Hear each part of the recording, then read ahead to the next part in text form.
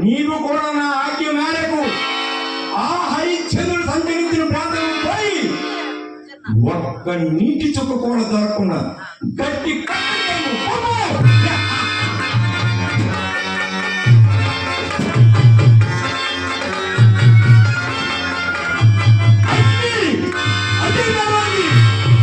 నీవు కూడా నా ఆజ్ఞ మేరకు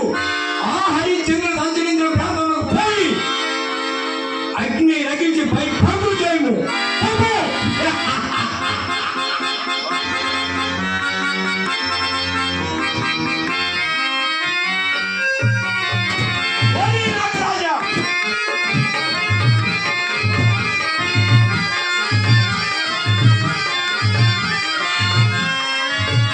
నీవు కూడా నా ఆజ్ఞ మేరకు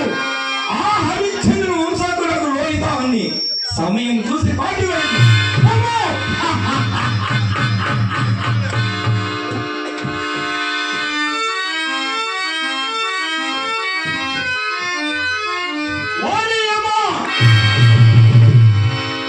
మేమందరం నేను న్యాయాన్ని తీసుకుని నిర్వహించినందుకు కానీ